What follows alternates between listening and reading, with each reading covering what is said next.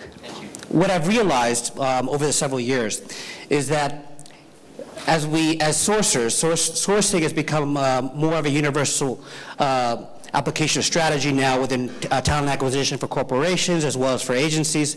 But the problem is that now that we accept sourcing as a methodology overall, or a key strategic component, we overemphasize the issue of keywords and Boolean string.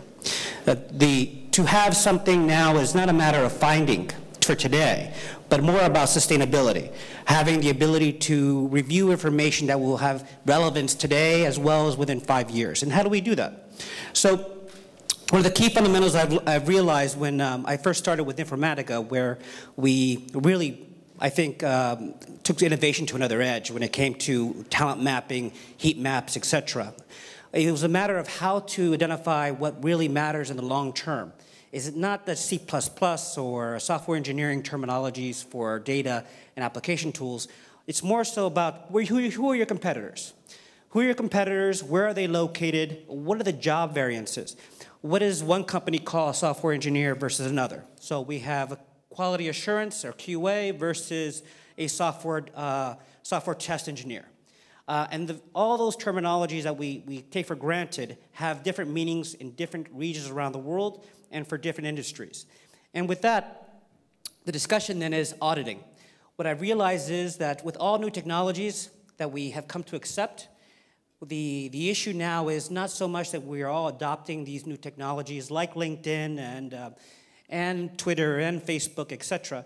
The problem is that we're underutilizing every single platform that there is. And the way I see it, I would argue that my contention is that we are using these tools at the margins, the very small margins. They used to say back in 1990 that you were using Microsoft tools, Microsoft Office.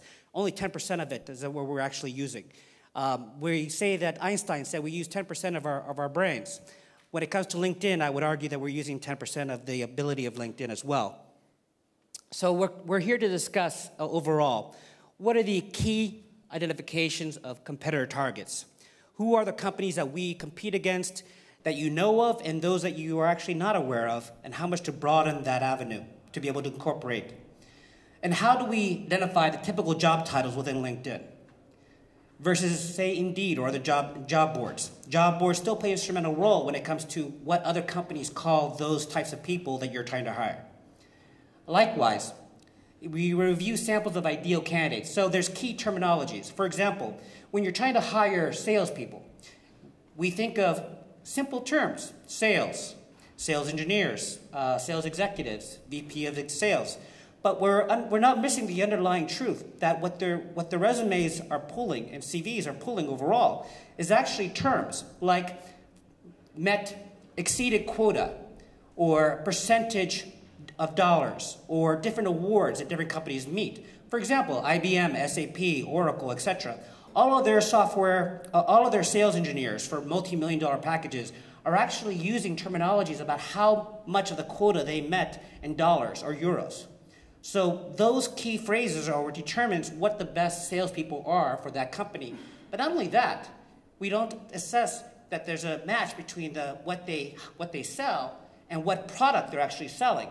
So selling ice cream is not the same as selling a cloud engineering platform, correct?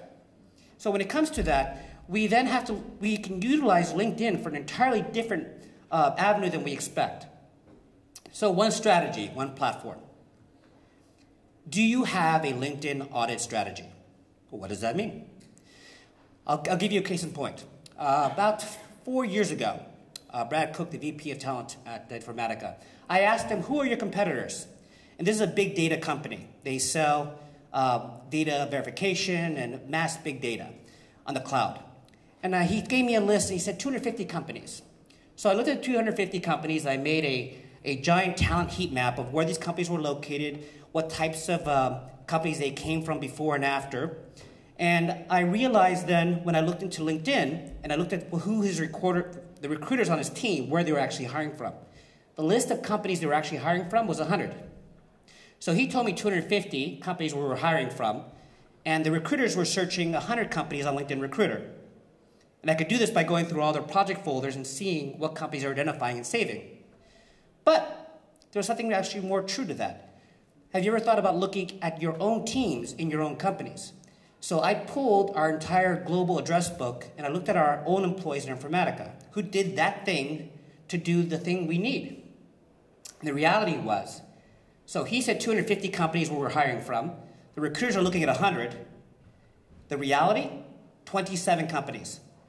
We were actually hiring only from 27 companies.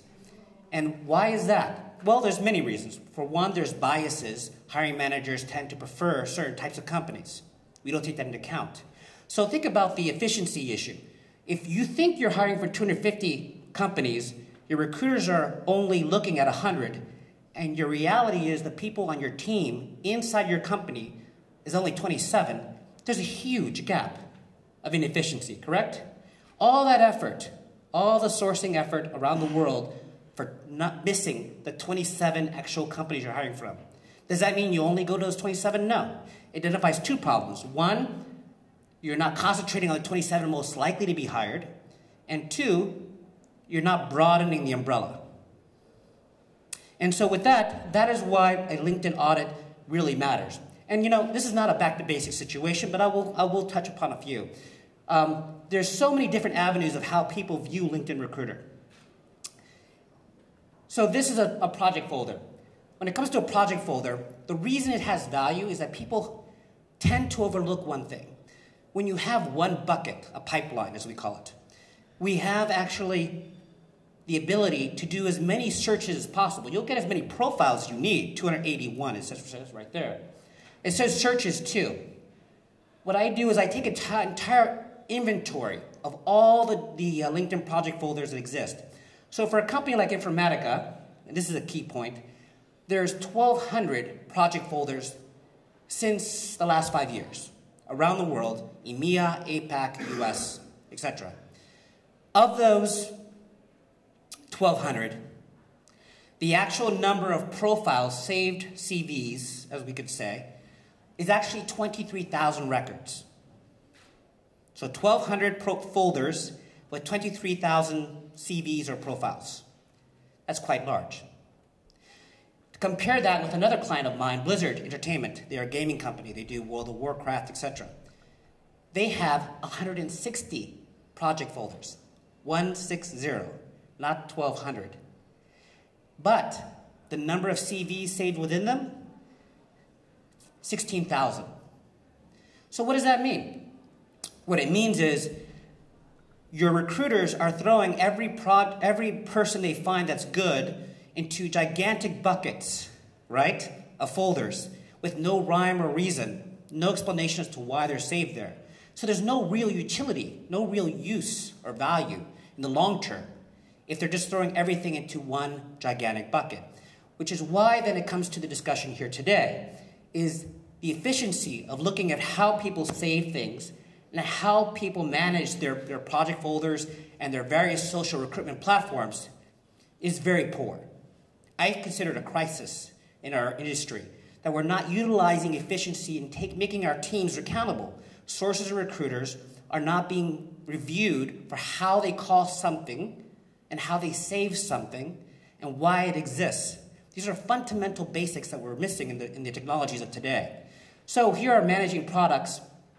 What I would argue and contend as a takeaway is that every person here should consider the fact that you should have a master sourcer. Sit down with your project managers, your hiring managers, and your recruiters, and ask them what are the best search strings possible on LinkedIn. And then it's not a matter of simply creating and saving those CVs. It's a matter of trying and saving as many profiles as possible, as many sourcing strings as possible. And what people don't utilize LinkedIn for is the possibility to create gigantic inventories of saved searches. One project folder that I have has 20 saved searches, 20 ways to find something.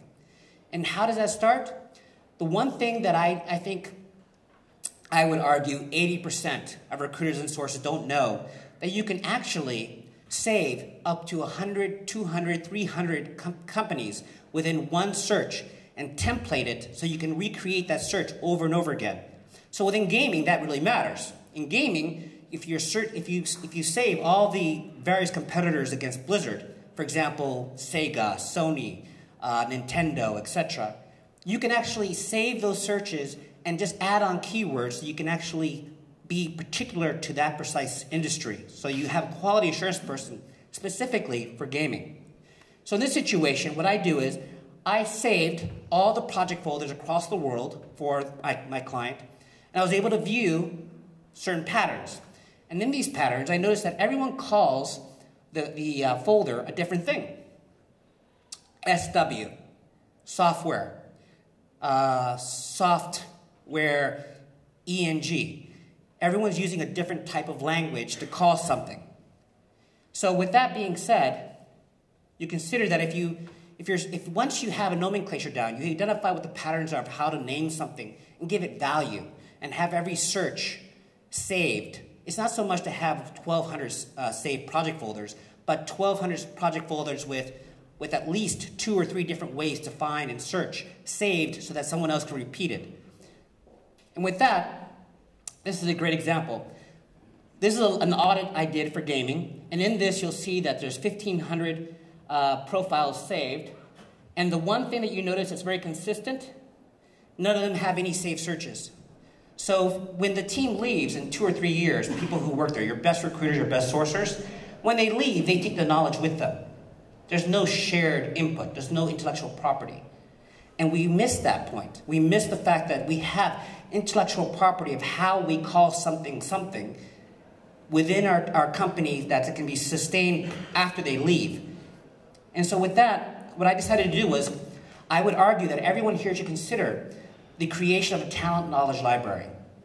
Create a pattern. Here's a grid that shows positions of what the titles are at different companies. An animator, character animator, 3D animator.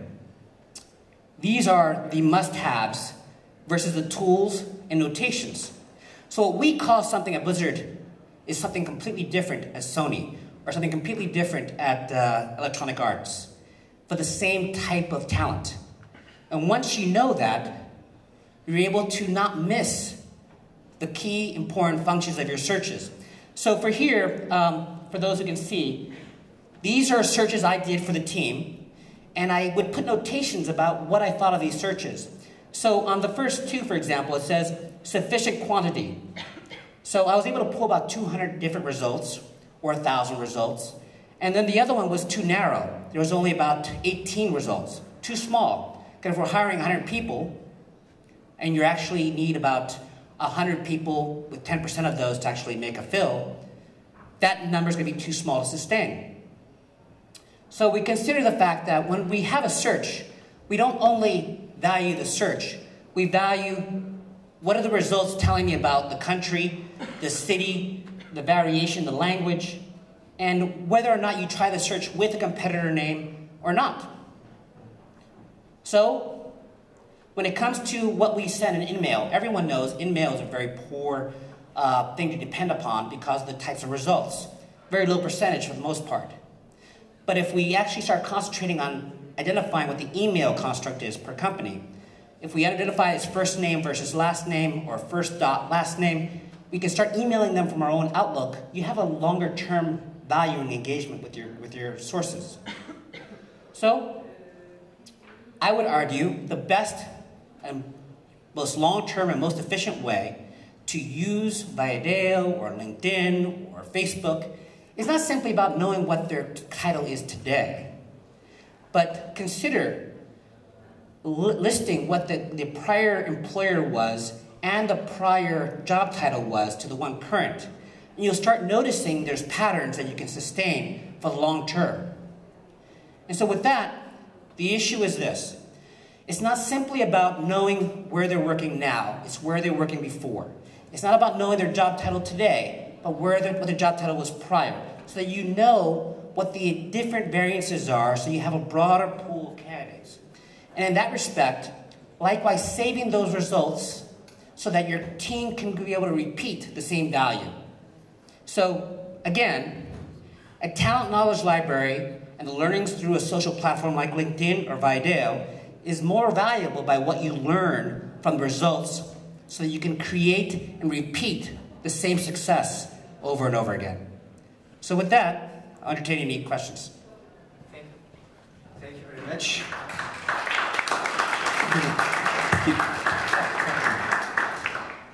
Thank you very much, Dave, for that.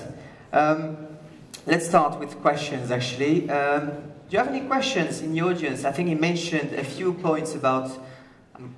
may I, if I switch in French or anything? Sure. Donc, est-ce que vous avez des questions concernant le speech de Dave? On a vu que finalement, on n'utilisait que 10% de ce qu'on peut faire sur LinkedIn et qu'un des points qu'il a soulevé, c'était la question de la synonymie et comment faire du talent mapping, c'est-à-dire comment trouver, aller chercher ses concurrents, à la fois dans les jobs précédents et dans les jobs actuels, les personnes qui nous intéressaient, en essayant de déterminer une sorte de pattern, je ne sais pas comment on pourrait traduire ça en français. Est-ce que vous avez des questions? Alors vous pouvez les poser en anglais, en français, je traduirai, il n'y a aucun souci. Est-ce que vous avez des questions pour Dave, concernant ce qu'il a dit par rapport à l'évaluation des plateformes sociales? Do you have any questions, guys? Even Johnny Campbell is with us? Yes. First question, go ahead. Dave, you showed some saved alerts. Do you have any tips on alerts within the recruiter or the system that you chose? Oh, that's a good question. There's actually a check mark you can make against when the last time someone was actually seen.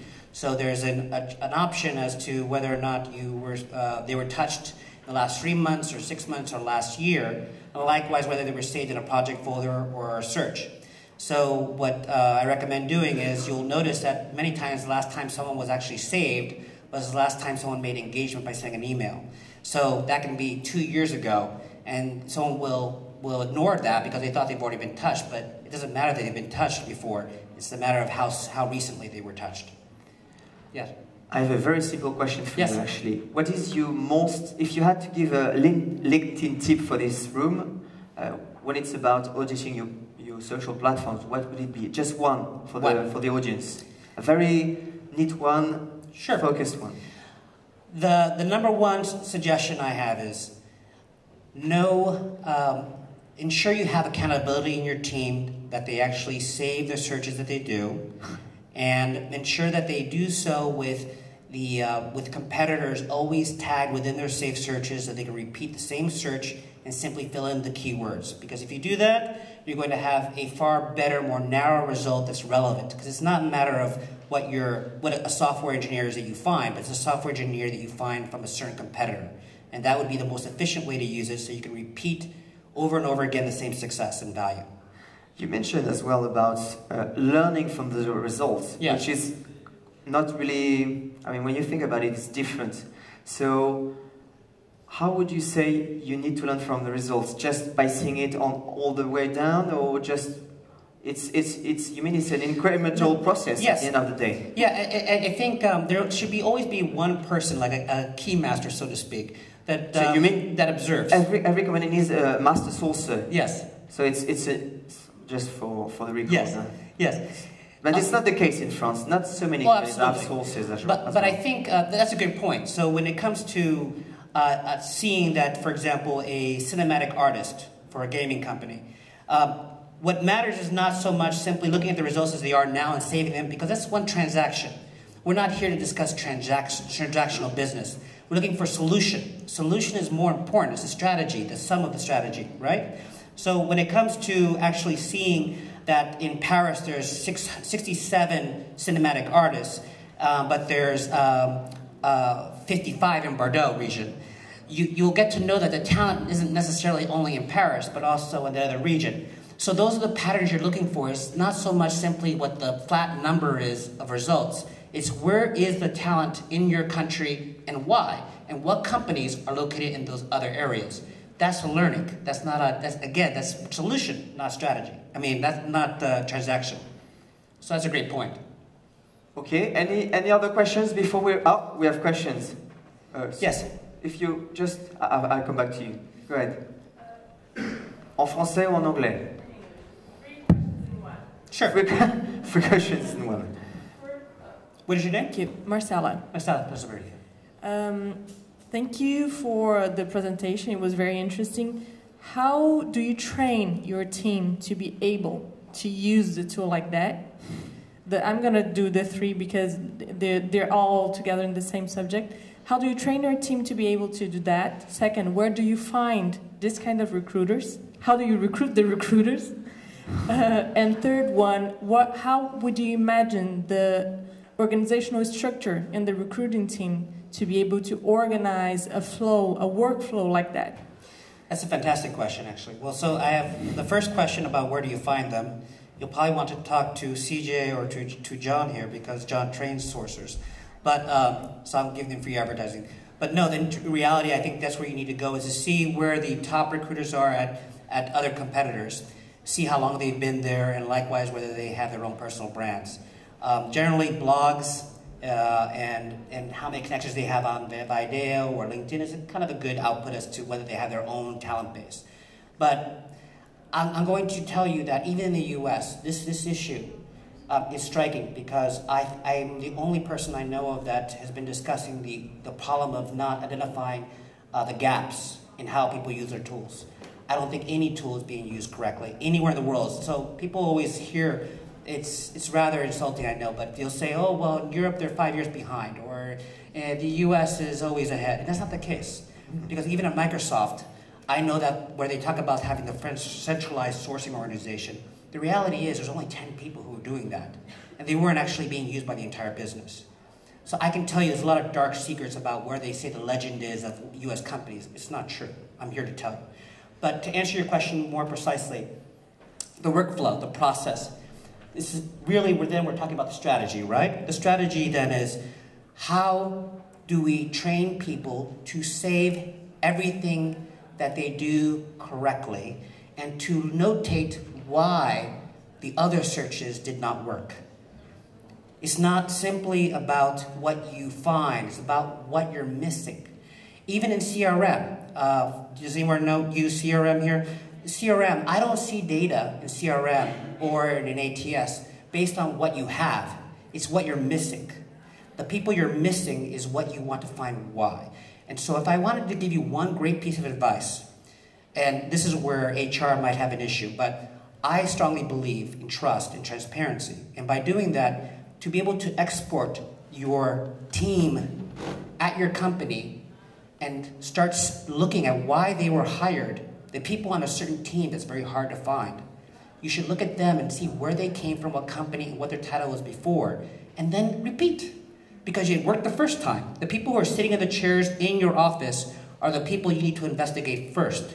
And second, I would say those who don't like to connect to people who they don't know, it hurts you to not do so.